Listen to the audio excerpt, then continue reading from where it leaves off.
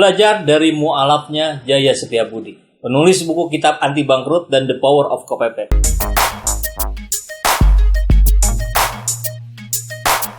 Bismillahirrahmanirrahim. Assalamualaikum warahmatullahi wabarakatuh. Akrab disapa Mas J. Jaya Setiabudi merupakan entrepreneur sukses yang udah ngalamin banyak ujian, jatuh bangun, rugi, tapi semangat bisnisnya gak pernah surut.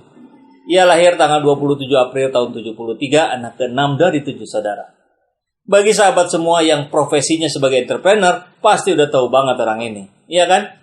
Mas J ini sering jadi rujukan para UKM untuk mengembangkan bisnisnya. Sekarang kita belajar dari beliau, tapi dari sisi ruhiyahnya ya. Sekilas tentang bisnisnya, Mas J yang bercita-cita jadi seorang pengusaha, emang udah berhasil mewujudkan cita-citanya tersebut.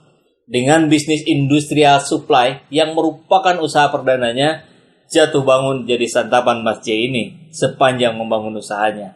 Ia bahkan pernah ngalamin rugi sebesar 1,8 M di usia 31 tahun. Wow, singkat kata, kerja kerasnya membuahkan hasil dengan sebuah grup perusahaan bernama Momentum Group dan ada 6 perusahaan yang berada di bawah holding itu. Mungkin sekarang udah nambah ya. Keren deh. Buku fenomena karya Mas J ini, The Power of Kepepet, bila diibaratkan sebagai gas. Sementara, buku kitab Anti Bangkrut adalah remnya. Kombinasi dua buku ini bisa jadi saling melengkapi. Terkait kisahnya masuk Islam. Nah ini ya, ada pertanyaan menarik dari followernya yang terkait dengan ini. Kalau boleh tahu, apa sih alasan Mas J masuk Islam? Jawabannya, gerakan dan bacaan sholat. Saya yakin itu bukan buatan manusia. Mantap ya jawabannya. Ya, nggak ada yang bisa milih kita akan lahir di rahim siapa, berkulit apa, dan di mana. Keluarga Mas J, 7 bersaudara, 6 Muslim, 1 Nasrani. 5 orang menikah dengan pribumi. Ayah masuk Islam di usia 73 tahun, setahun sebelum meninggal. Dan ibunya pun menyusul masuk Islam di usia 79 tahun. Di usia 7 tahun, yaitu tahun 80, sejak pindah ke rumah ketiga, mereka tinggal di lokasi yang berdekatan dengan kampung di kota Semarang. Kaget banget, pas keluar rumah anak kampung setempat berteriak, "Cino!" Dan langsung mengejar, kemudian memukul Mas J kecil bertubi-tubi. Bosan melarikan diri terus, akhirnya ia mulai melawan. Mau nggak mau belajar berkelahi. Tapi ayahnya tetap ingin anak-anaknya berbaur. Maka saat SMP, mereka semua masuk ke SMP negeri. Di mana saat itu hanya 2 orang keturunan di satu angkatan. Mereka nggak pernah ngerasa sebagai seorang keturunan.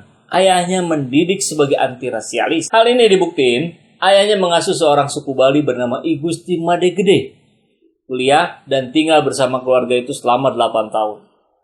Di sekolah negeri inilah, ia mendapat pelajaran agama Islam sebagai defaultnya.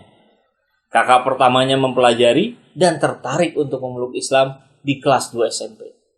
Adiknya satu persatu masuk Islam saat masuk SMP, kecuali kakak perempuannya. Waktu itu, ayah dan ibunya pun belum masuk Islam. Lulus kuliah, Mas J merantau ke Batam dan berjumpa dengan istrinya yang saat itu beragama Nasrani. Kenapa istrinya mau ngikutin masuk Islam? Ini jawabannya. Aku, dulu saat kuliah di Jakarta, sama sekali antipati dengan orang-orang Islam. Karena orang-orang Islam yang kukenal kasar dan rasialis. Waktu ketemu kamu, maksudnya Mas J ya, dan kenal kawan-kawanmu yang Muslim, baru aku melihat bahwa Islam itu damai. Keren ya?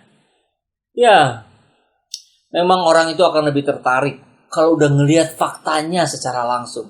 Ngelihat perilakunya langsung. Jadi, perilaku kita sebagai seorang Muslim jelas akan jadi gambaran bagaimana Islam itu bagi orang-orang non-Muslim. Tapi di sisi lain, justru di titik inilah kita harus mampu untuk menjelaskan ke sebanyak mungkin orang bahwa Islam dan Muslim itu berbeda. Islam yang ajarannya begitu luhur dan menyeluruh, gak ada tandingannya, gak bisa dengan serta-merta diambil gambarannya, penjelasannya hanya dari perilaku segelintir orang yang mengaku Muslim tapi gak mempraktekkan ajarannya secara kafah. Oke, kembali ke cerita Mas J saat kecilnya ya. Kakak tertua Mas J yang udah duluan masuk Islam gak pernah meminta adik-adiknya buat mengikutinya masuk Islam. Tapi Mas J pun tertarik akhirnya ke dunia Islam di umur 11 tahun saat SD. karena ngelihat kakak-kakaknya sholat. Begitu juga ayah dan ibunya, nggak ada keterpaksaan masuk Islam. Ia meyakini agama itu adalah akhlak yang harus ditunjukkan, bukan dalil yang digemborkan. Memaki dan menghujat nggak membuat Islam lebih tinggi, justru telah merendahkan Islam dan memecah belah bangsa ini. Mas J jadi muslim yang rajin saat aktif di Ikatan Remaja Masjid Raya Baitur Rahman, Semarang. Namun, sempat kehilangan jati dirinya ketika bekerja di Batam. Dan di Bandunglah ia menemukan kembali jati diri muslimnya. Masuk Islam umur 12 tahun saat melihat kakaknya sholat dengan tertib. Sejak itu, ia berjanji gak akan ninggalin sholat dan puasa wajib. Alhamdulillah sampai sekarang janjinya terpenuhi. Saat itu kedua orang tuanya belum masuk Islam dan kakak perempuannya Protestan. Mas J bersaudara semuanya sekolah di SD Kaverius Katolik Semarang. Mulai SMP barulah semuanya bersekolah di negeri agar berbaur. Itu harapan ayahnya yang seorang nasionalis sejati. Beliau mengajar anak-anaknya untuk berbaur. Zaman kami dulu di SMP, Tionghoa bisa dihitung jari. Kakak saya adalah ketua OSIS sipit pertama di SMP negeri. 1 minggu setelah masuk Islam, tetangga sebelah mengundang guru untuk belajar sholat. Mas J kecil pun numpang belajar. Saat masuk STM, guru agama Mas J rutin antar jemput dengan sepeda motor untuk pengajian tiap malam Jumat. Alhamdulillah, Mas J termasuk dapat kemudahan untuk belajar baca Quran. Saat kuliah, ia merasa beruntung bertemu seorang guru yang ilmunya mumpuni. Saat itulah amalannya full dari subuh hingga tahajud. Bacaan-bacaannya saat itu, Wirdul Latif, Sakran, Rotib Al-Hadad, Waqlah, tahajud dan puasa hampir nggak pernah putus. Hanya aja, semua itu mulai pudar saat kerja di Batam. Ia mulai mentoleransi nilai-nilainya. Satu persatu, amalannya berguguran.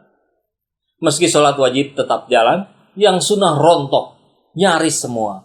Zikir rontok juga. Ia pun akhirnya memutuskan hijrah dari Batam, pindah ke Bandung. Alhamdulillah, suasana di Bandung sangat kondusif. Para ustadznya pun sering berkunjung. Saat ini, Mas J telah memutuskan kerinduannya untuk kembali ke jalan yang benar. Keinginan memperdalam Islam sebelum kematian. Dan bagi dia, hijrah dan belajar harus dipaksakan. Karena nggak akan pernah ada waktu yang pas. Karena kita selalu digoda dengan alasan. Terakhir, kalau Anda yakin Islam rahmatan lil alamin, tunjukkan saja dengan akhlak, bukan dengan beribu-ribu dalil. Hewan dan tumbuhan saja harus kita sayangi, apalagi manusia. Bukan dalilmu yang bisa membuat berubah, tapi kesantunan akhlakmu yang ingin kutiru. Kau tarik aku, maka aku melawan. Kau rangkul aku, maka aku mengikutimu. Begitulah prinsip hidupnya seorang mu'alaf Mas Jaya Setiabudi yang bisa kita ambil hikmahnya. Untuk menunjukkan bahwa Islam ini satu-satunya agama yang benar, yang diridhoi Allah. Maka kita wajib menunjukkan perilaku yang islami, yang sesuai dengan ajaran Allah yang disampaikan Nabi besar kita Rasulullah Muhammad SAW. Insya Allah, amin.